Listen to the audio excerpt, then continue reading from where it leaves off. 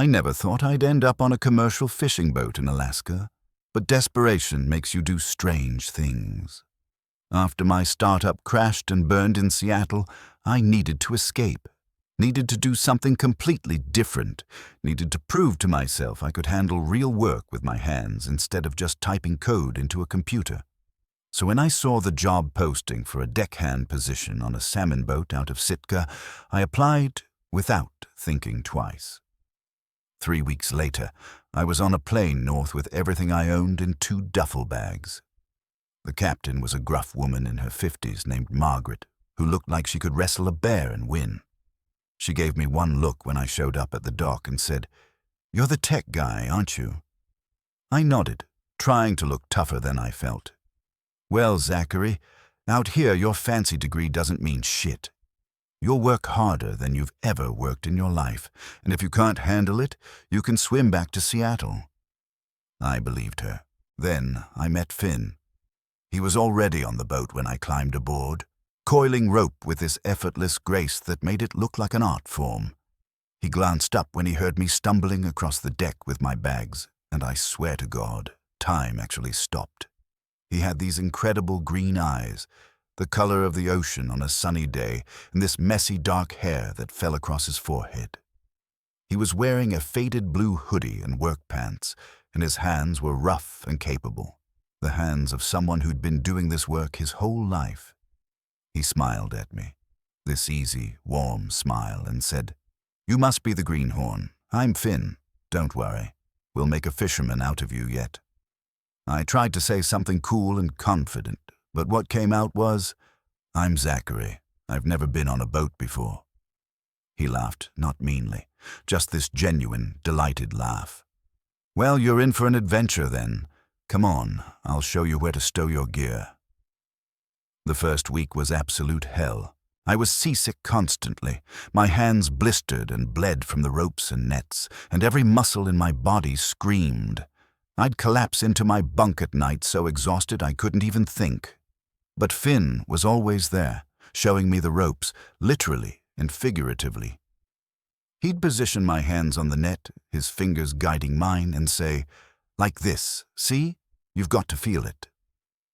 And I'd try to focus on the net, on the technique, but all I could think about was how close he was standing, how his breath felt warm against my ear, how his hands were calloused and strong. I told myself I was just grateful for his help. I told myself I was just admiring his skill. I told myself a lot of things that weren't quite true. One night, about 2 weeks in, I couldn't sleep. My body was finally adjusting to the work, but my mind was racing. I went up on deck for some air, and Finn was already there, leaning against the railing, looking out at the water. The sun never really sets in Alaska in the summer, so it was this weird twilight, everything painted in shades of blue and gold. "Can't sleep either?" he asked without turning around. I joined him at the railing, careful to leave space between us. "Just thinking," I said. "About what?" he asked. I shrugged. "About how different this is from my old life. How I thought I had everything figured out, and then it all fell apart." He was quiet for a moment, then said, "Sometimes things have to fall apart, so better things can come together." I looked at him, and he was already looking at me, and something passed between us, something electric and terrifying. Then he smiled and said, "Come on, I'll teach you the constellations. They're different up here." We spent an hour on that deck while he pointed out stars and told me their names, and I pretended to look at the sky when really I was looking at him, at the way the strange northern light played across his face, at the way his eyes crinkled when he smiled, at the way his voice got softer when he talked about things he loved. That's when I knew I was in trouble. The work got easier as the weeks went by, and I actually started to feel competent. Margaret even grudgingly admitted I wasn't completely useless, but the harder thing, the thing I couldn't get used to, was being around Finn every day. We worked side by side, our bodies moving in sync as we hauled nets and sorted fish. We ate meals together in the tiny galley, our knees touching under the table. We took our breaks on deck, and he'd tell me stories about growing up in a tiny fishing village, about his family, about why he loved this life despite how hard it was. And I found myself telling him things I'd never told anyone, about how I'd felt like a fraud in Seattle, like I was playing a role that didn't fit, about how my family had expectations I could never meet, about how I'd always felt like something was missing, like I was waiting for my real life to start. He listened in this way that made me feel like every word I said mattered, like he was really hearing me, not just waiting for his turn to talk. One day we were working on a particularly stubborn net that had gotten tangled in the winch. We were both reaching for the same section, and our hands collided. Instead of pulling away, he let his hand rest on top of mine for just a second longer than necessary. I looked up at him, and he was staring at me with this expression I couldn't quite read. "Zachary," he said, and my name in his mouth sounded like something precious. Then Margaret yelled for us, and the moment shattered. That night, I lay in my bunk trying to figure out what the hell was happening to me. I'd had girlfriends before, relationships that felt nice enough but never quite right. I'd always thought something was wrong with me, that I just wasn't capable of the kind of passion other people described. But this thing with Finn, whatever it was, felt different. It felt like every cliché I'd ever rolled my eyes at. My heart actually raced when I saw him. I noticed everything about him, the way he moved, the sound of his laugh, the way he bit his lip when he was concentrating. I wanted to be near him constantly. I wanted to know everything about him. I wanted to touch him, and that's when it hit me, lying there in the dark with the boat rocking beneath me. I wasn't just admiring Finn's skill or grateful for his friendship. I was falling for him. I was falling for a man. And instead of feeling scared or confused, I felt this overwhelming sense of rightness, like something inside me that had always been locked suddenly opened up. This was what had been missing. This was what I'd been waiting for. But knowing how I felt and doing something about it were two very different things. What if I was reading the signals wrong? What if those moments that felt charged and significant to me were just normal friendship to him? What if I ruined everything by saying something? So I tried to act normal, tried to keep things the same, but I was hyper-aware of every interaction, every glance, every accidental touch. We were about 6 weeks into the season when Margaret announced we'd be heading into port for a few days to offload our catch and resupply. Everyone was excited about the chance to sleep in a real bed and eat food that wasn't fish. But I was nervous. The boat had been this contained world where Finn and I existed in our own bubble. What would happen when we had to face reality? The morning we were supposed to head into port, Margaret pulled something in her back and could barely move. She was furious, cursing up a storm, but there was no way she could pilot the boat. "Finn," she said, "you're going to have to bring her in." He nodded, looking serious. Margaret had been teaching him navigation and piloting, preparing him to captain his own boat someday. Then she looked at me. "Zachary, you go with him. It's time you learned something besides hauling nets." So I followed Finn up to the wheelhouse, this small enclosed space I'd barely been in before. It was cramped and warm, full of equipment I didn't understand. Finn settled into the captain's chair and started the approach to port, his hands confident on the wheel, his eyes scanning the instruments and the water ahead. I stood beside him, watching, trying to learn, but mostly just aware of how small the space was, how close we were. "Come here," he said after a while. I moved closer. "No, here," he said, and patted the space directly in front of him. "I'm going to teach you to steer." My heart started hammering. "I don't know how," I said, stating the obvious. "That's why I'm going to teach you," he said, and there was something in his voice, something warm and gentle and maybe a little nervous. I stepped into the space in front of the wheel, and Finn moved forward in the chair so his body was right behind mine. "Put your hands on the wheel," he said softly, and I did. Then his hands came up and covered mine, his chest pressing against my back, his breath warm on my neck. "Feel that?" he said, and I wasn't sure if he meant the vibration of the engine through the wheel or the electricity crackling between our bodies. You have to be gentle, but firm. The boat responds to small movements. He guided my hands, turning the wheel slightly, and the boat responded, changing course. See, you're doing it. You're steering.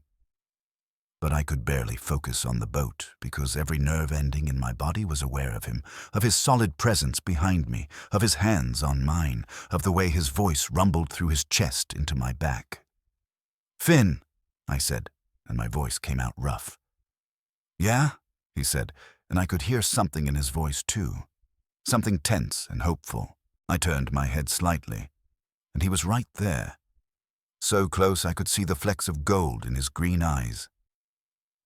"I need to tell you something," I said.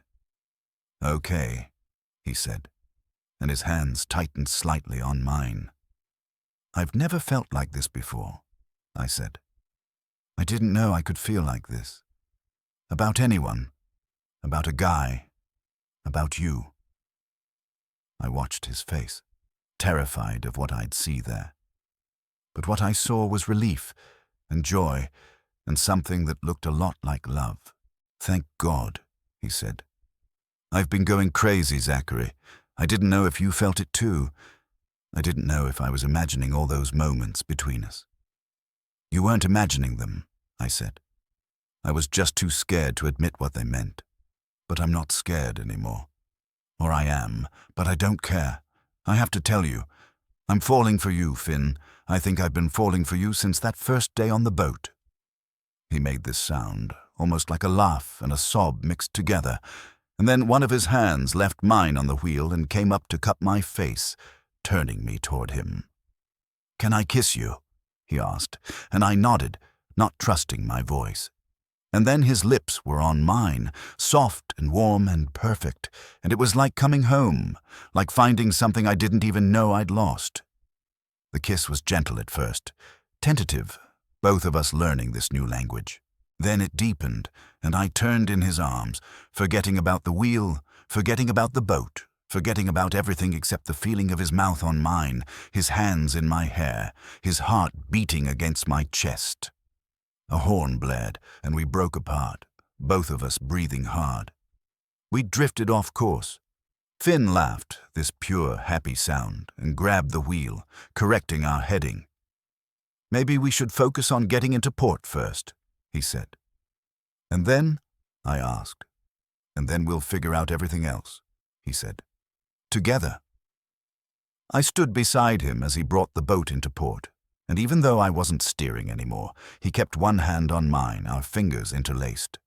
When we finally docked and secured the boat, when Margaret came hobbling up to check that we hadn't crashed into anything, Finn and I looked at each other and smiled, sharing this secret, this beautiful beginning. That night, after we'd offloaded the catch and dealt with all the logistics, Finn and I walked through the small town of Sitka. It was past midnight, but still light, that strange Alaskan summer twilight. We walked down to the water, to a quiet spot away from the docks, and sat on the rocks. "Are you okay?" Finn asked. "With all of this? It's a lot to process." I thought about it, about how my whole understanding of myself had shifted in the past few weeks. "I'm more than okay," I said. "I feel like I'm finally myself, like I've been wearing a costume my whole life and I just took it off. Does that make sense?" "It makes perfect sense," he said. "I've known I was gay since I was 15, and it was hard, growing up in a small fishing village where everyone knows everyone. But I decided early on that I wasn't going to hide. Life's too short, and the ocean is too big, and there's too much beauty in the world to waste time pretending to be someone you're not." I leaned my head on his shoulder. "I'm glad I met you," I said. "I'm glad my startup failed and I ran away to Alaska and ended up on that boat. I'm glad for all of it because it brought me to you." He put his arm around me, pulling me close. "I'm glad too. From the moment you stumbled onto that boat with your fancy bags and your terrified expression, I was a goner. I thought, this guy's going to be trouble, and you were, just not in the way I expected." I laughed. What kind of trouble? The best kind, he said. The kind that changes everything. We sat there for a long time, watching the water, talking about everything and nothing. He told me about the first time he realized he liked boys, about coming out to his family, about the challenges of being gay in the fishing industry. I told him about my life in Seattle, about the pressure to be successful, about the relationships that never felt quite right. And as we talked, I felt this weight lifting off my shoulders, this burden I hadn't even known I was carrying. What happens when the season ends? I asked eventually. It was the question I'd been avoiding, but it hung between us. I don't know, he said honestly. I have to come back next season. This is my life, this is what I do, but that's months away. A lot can happen in months. I don't want to lose this, I said. I don't want to lose you. You won't, he said firmly. We'll figure it out. Maybe you come back too. Maybe I come visit you in Seattle. Maybe we find some completely different solution. But we'll figure it out because this, he gestured between us, this is worth figuring out. The rest of our time in port felt like a dream. We spent every moment together, exploring the town, eating at tiny restaurants, walking along the shore, and at night, back in the hotel room we'd gotten instead of sleeping on the boat, we'd lie in bed talking until we couldn't keep our eyes open, learning each other in this new way. He told me about his dreams of captaining his own boat someday, of building a life on the water. I told him about my idea for a new business, something smaller and more meaningful than the startup that had failed. And we talked about us, about what we wanted, about how scared and excited we both were. When we went back to the boat, everyone could tell something had changed between us. Margaret looked at us and rolled her eyes. Finally, she said, the sexual tension was killing me. Just keep it professional on my boat, okay? We both turned red, but we nodded.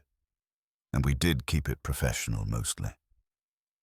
But there were stolen moments, quick kisses in the galley when no one was looking, hands finding each other in the dark, whispered conversations in our bunks after everyone else was asleep. The rest of the season flew by. We worked hard, and the catch was good, and every day I fell more deeply in love with Finn. I loved the way he moved on the boat, confident and graceful. I loved his laugh, loud and uninhibited. I loved how patient he was when teaching me things, never making me feel stupid. I loved how he talked about the ocean like it was a living thing, something to respect and love and fear all at once. I loved the way he kissed me, like I was precious, like I was everything. And I loved who I was becoming. The work had changed me physically, my body stronger and more capable than it had ever been. But the bigger change was internal. I felt more authentic, more fully myself. I'd stopped trying to be who I thought I should be and started being who I actually was. And who I was, it turned out, was someone who loved the ocean, who loved hard work, who loved a man named Finn with green eyes and rough hands and the kindest heart I'd ever known. On our last day of the season, as we headed back to port one final time, Finn pulled me into the wheelhouse again. "Remember the first time we did this?" he asked, positioning himself behind me, putting his hands over mine on the wheel. "How could I forget?" I said. "That was the day everything changed." "Everything changed before that," he said. "That was just the day we stopped pretending it hadn't." He kissed my neck, gentle and sweet. "I love you, Zachary. I know it's fast. I know we've only known each other a few months, but I love you. I had to say it before we dock, before everything gets complicated." I turned in his arms, letting the boat drift for a moment. "I love you too, Finn. I've never been more sure of anything in my life." We kissed there in the wheelhouse, the Alaska coastline stretching out before us, the future uncertain but full of possibility. That was 6 months ago. I'm back in Seattle now, but not for long. I've been working remotely, saving money, planning, because Finn was right. This thing between us is worth figuring out. Next season, I'll be back on that boat, not as a greenhorn, but as someone who belongs. We video chat every night, counting down the days until we're together again. And I've learned that love doesn't follow the path you expect. Sometimes it takes you to Alaska, puts you on a fishing boat, and hands you the wheel with someone you love standing behind you, his hands on yours, guiding you home.